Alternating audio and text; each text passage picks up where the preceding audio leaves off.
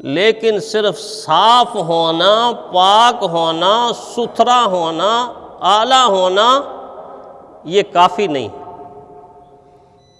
یہ کافی نہیں۔ اس کے ساتھ ساتھ یہ بھی تو ضروری ہے کہ جس برتن میں جو کوئی کچھ لے رہا ہے وہ صحیح سالم بھی تو ہو نا۔ جس برتن کے نیچے سوراخ ہوں اس برتن میں چیزیں اٹکتی ہیں، چیزیں رہتی ہیں۔ برتن کا صحیح سالم ہونا بھی ضروری ہے۔ اگر دل کے اندر سوراخ ہیں، سوراخ کس قسم کے؟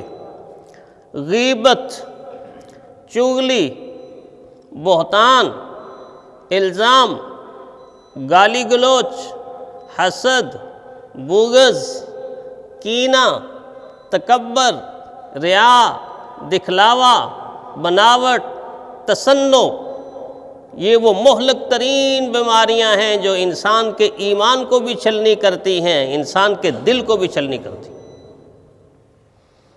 برتن میں سوراخ ہیں اور مانگ رہا ہے اللہ تعالیٰ کی رحمت سے، 60 سال ہو گئے سوراخ بند نہیں کیے اور مانگ رہا ہے اللہ کی رحمت، کیا یہ اللہ جل شانہ کی رحمت کو پالے گا؟ وہ ایک بڑی خوبصورت سی کہانی، مختصر سی ہمارے بزرگ سنایا کرتے تھے کہ کسی کے گھر میں اچانک رات کو جن نمودار ہو گیا انسانی شکل میں، اور نمودار ہوتے ہی اس نے گھر والوں کو وارننگ دے دی کہ دیکھو مجھے تم مصروف کر دو، کاموں میں مصروف کر دو، 1 سیکنڈ کے لیے بھی اگر خالی چھوڑ دیا تو میں آپ کی ہڈیاں چبا جاؤں گا، میں آپ کو کھا جاؤں گا۔ اب بڑے پریشان، چونکہ جن تو جن ہوتا ہے، اس کی بڑی سپیڈ ہوتی ہے، بڑی رفتار ہوتی ہے، اس کو کہیں یہ کام کرو وہ 1 سیکنڈ میں کر دے، وہ چیز فلاں جگہ سے لے آؤ وہ 1 سیکنڈ میں لا کے رکھ دے، تو خطرہ پیدا ہو گیا یہ تو کھا جائے گا، اس کو کس طرح مصروف کریں؟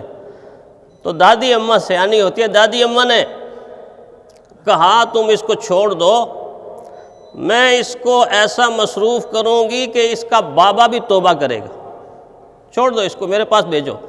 جب وہ وہاں آیا تو دادی اماں نے کہا اچھا میرا جی چاہتا ہے کہ میں فلاں چشمے کا ٹھنڈا پانی پیوں، بڑا دل کر رہا ہے، تو میں تمہیں برتن دیتی ہوں اور جا کر وہاں سے پانی بھر کے لے آؤ، بس میری یہ حاجت پوری کر لو تو تمہاری بڑی مہربانی ہوگی۔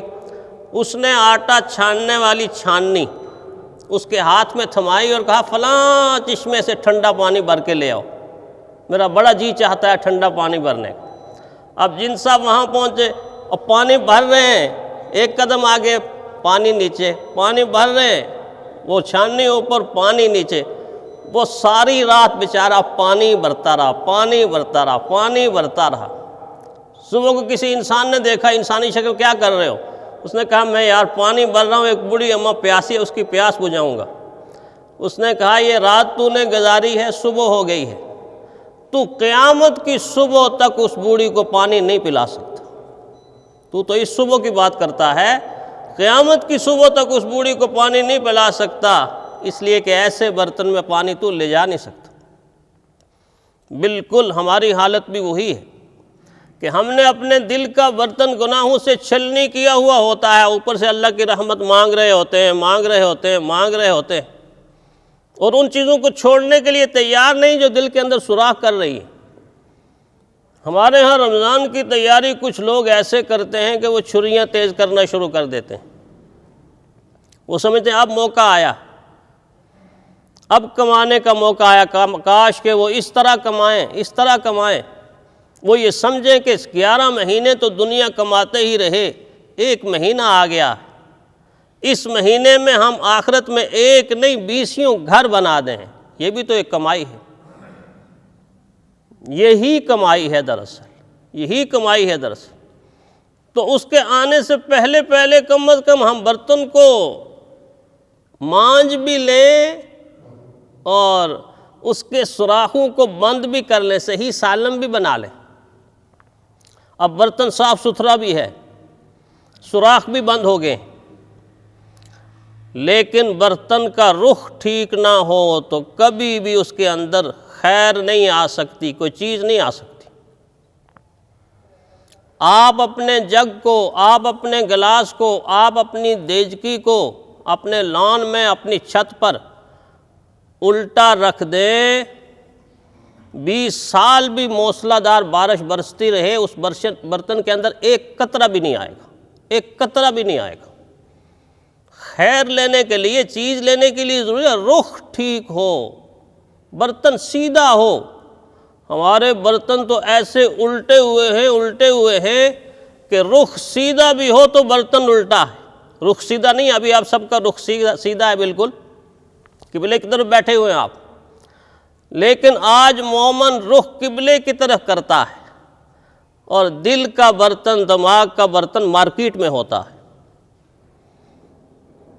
وجود مسجد میں ہوتا ہے، ذہن بازار میں ہوتا ہے۔ وہ مسجد کی ایک ایک رکعتوں میں اپنی دکان کا حساب کرے گا، اپنے دفتر کا حساب کرے گا، اپنے پڑوسی کے ساتھ گفتگو کرے گا، اپنی زوجہ محترمہ کے ساتھ ہم کلام ہو جائے گا۔ ساری کی ساری چیزیں ایسی کہ رخ کہیں نظر آ رہا ہے، لیکن اصل میں رخ کہیں اور ہے، رخ کہیں اور ہے۔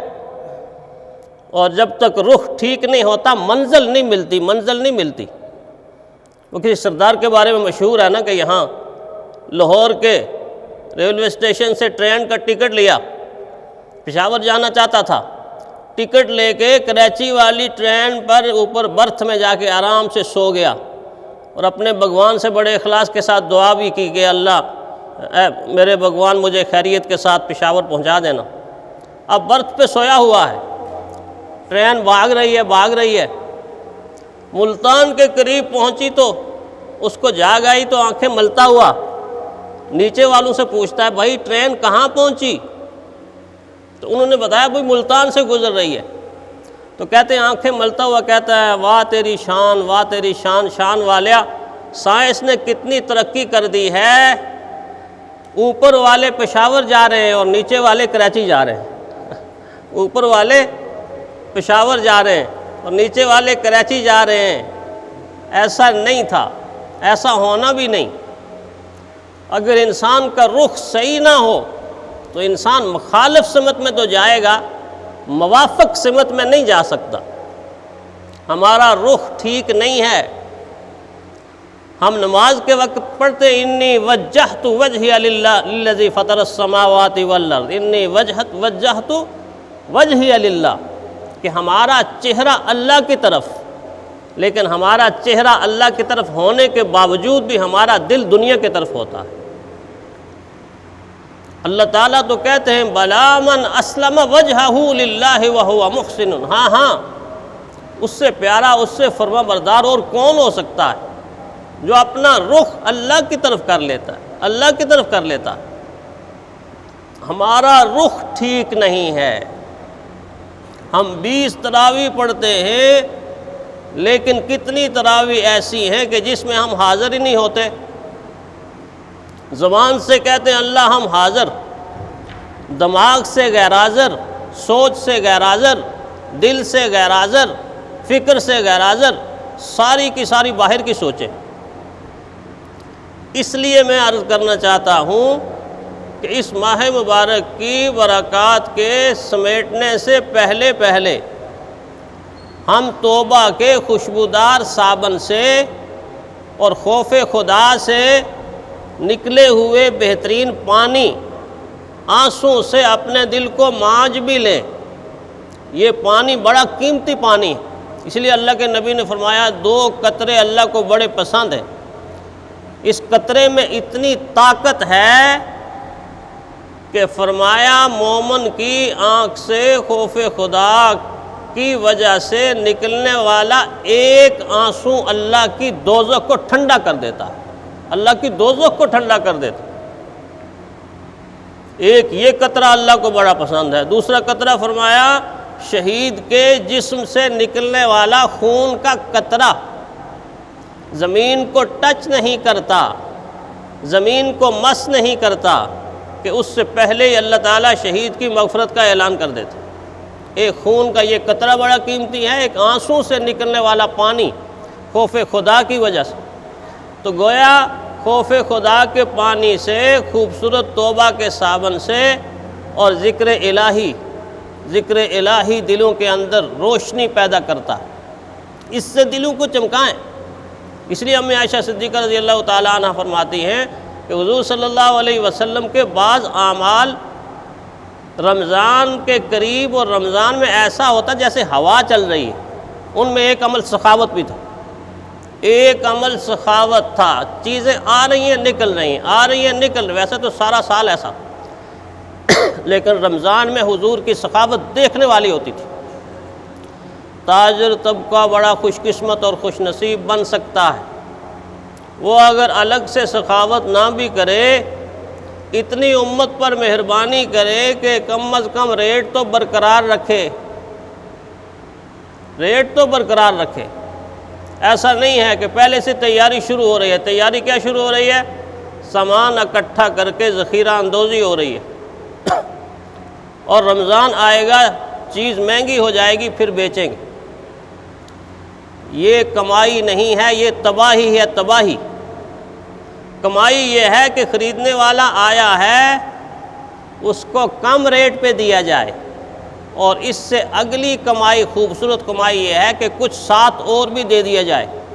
کبھی عرب تاجر، آج بھی دیکھیں، اس سے پہلے بھی کوئی سودا لینے کے لیے آیا، اس کو سودا بھی دیتے تھے، اتنی سی ساتھ کھجوروں کا پیکٹ بھی دیتے تھے۔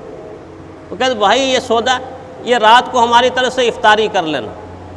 آج بھی ہمارے لیے نمونہ ہے، وہ افطاری کا اتنا اصرار کرتے ہیں کہ بعض وقت چھوٹے چھوٹے بچے آ کے بڑے بزرگوں کی ٹھوڑی کو ایسے ہاتھ لگا دیتے ہیں، ایسے ہاتھ لگاتے ہیں کہ آئیں ہمارے ساتھ افطاری کریں، آئیں ہمارے ساتھ افطاری کریں۔ وہ بھی مسلمان ہیں۔ تو ہمارے اندر یہ چیز پیدا ہونی چاہیے کہ ہم اس کمائی کی طرف توجہ دیں کہ جس کمائی پر کبھی زوال نہیں۔ ماہ مبارک سے پہلے اپنے برتن کو صاف کر لیں، اپنے برتن کو سیدھا کر لیں، اپنے برتن کو صحیح سالم بنا لیں، پھر اللہ کی تجلیات، اللہ کے انوارات، اللہ کے برکات جتنے نازل ہوں گے وہ سارے کے سارے میرے اور آپ کے دل کو اور مزید چمکا دیں گے۔ اللہ تعالی ہمیں ایسا ہی کرنے کی توفیق عطا فرمائے۔